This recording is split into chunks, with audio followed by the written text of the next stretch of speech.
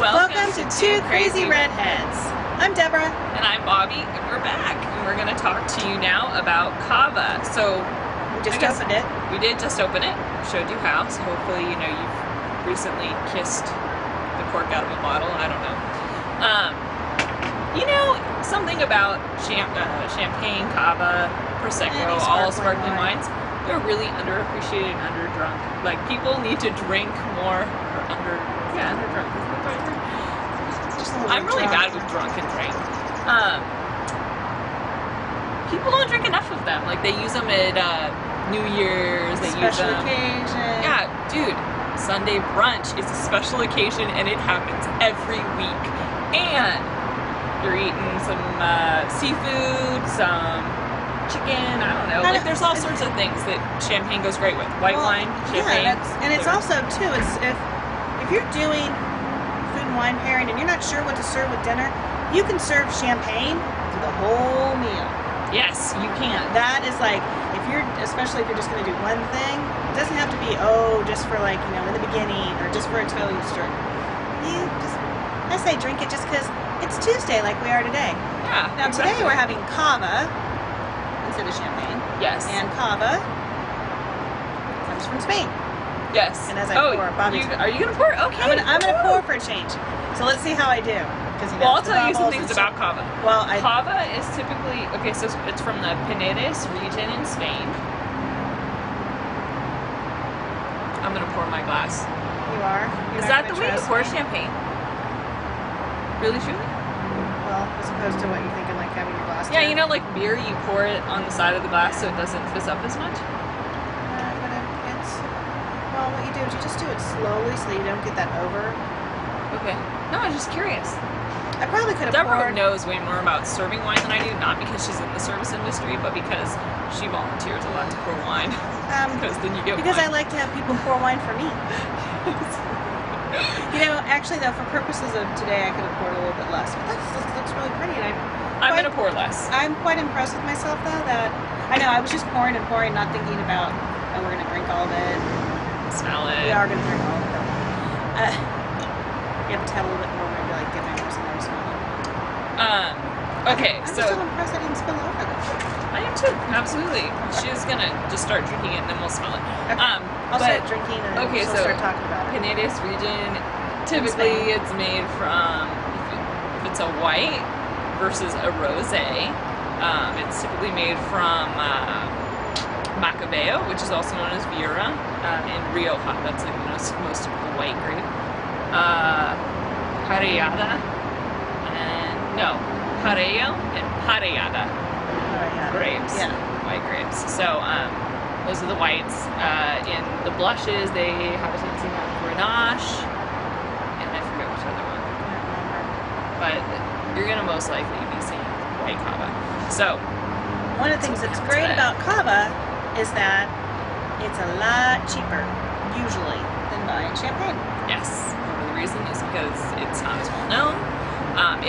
This one, it says right here, Método Tradicional, which means method traditional or method champenoise, which the Champagne region, for good reason, doesn't want other people to use, and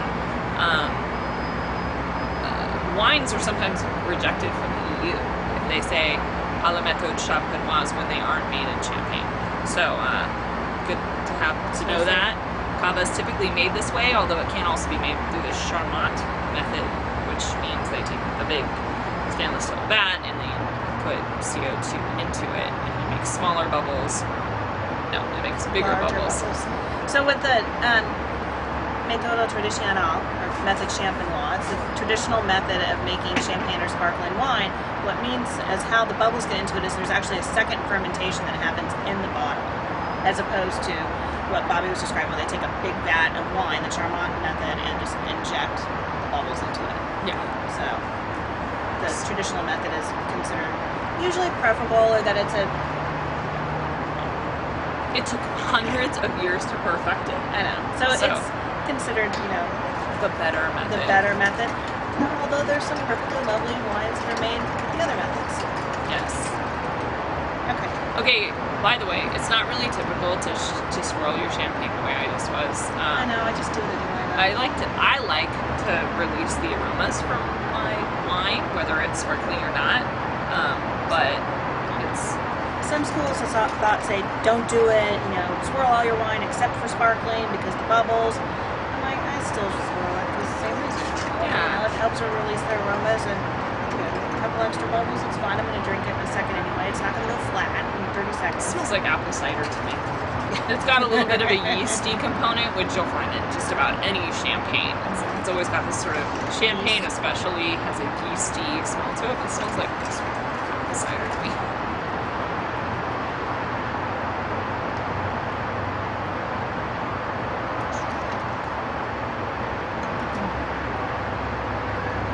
It's citrusy. It's got. Yeah.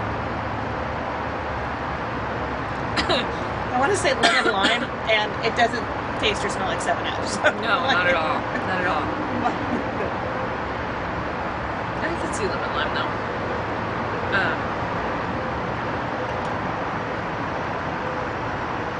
We'll probably with do apple, it some maybe point, like yeah. pineapple. But anyway, it's you know. We'll probably do another video at some point in time on champagne in general and the different sweetness levels of champagne. And just for today, this is brut, which means it is dry. There are less than 3 grams of sugar per liter. But that's still, I mean, it's got a little bit of sweetness to it. It's not. That's more, yeah, but it's not from the residual sugar and the cream. Like No, not they fermented out all of the sugar to make it alcohol. It's more fruity, I guess, than sweet. Anyway, Let's see, this was inexpensive. I bought this at Bevmo for $6.99. Let's see, Wine Enthusiast had it on their 2008 list of 100 best buys. This came in at number 39. So this is the Cristalino? I think, yeah, Cristalino. And just so you know, it does develop over your palate. It's got nice acidity. You know, for $6.99, dude, I say go buy a Well, a little case. sparkling, and you don't want to be like, hey, oh my gosh. Dude, I need- serve this. Dude. Sorry, I have just recently noticed I say dude a lot. This would be great. I mean, after all of I said about, you know, brunch and everything, but I'd rather serve this at New Year's than, you know, Is that because you're already a bottle like of drinking? Freixenet, I guess. I don't know. Well, which is funny because I actually like this better. That is the most well-known cava in the United States. Yes. And Is it's that- like that 60% of the cava sold in the U.S. is So- Freixenet, so I actually like this better. yeah, it's nice. It's It's good. good. It works, you know. Oh, and for New Year's, I was like, oh, I'm thinking, why you want to go cava? Because by the time you get to thinking serving cava instead of champagne, I wasn't sure where you were going there. You just like it better Oh than no, I Freixenet. just like it. I don't know if I'd serve it over champagne. I have my choice. I mean, there's some really good champagne out there, but anyway. But for the price point, Yeah, this is great. $6.99? This is, yeah, and you could drink this every night with your meals and you'd be happy. Don't drink it every night. I mean, mix it up, but drink it more than you do. I agree. All right. That's us. Cheers. Cheers. Oh, two crazy redheads.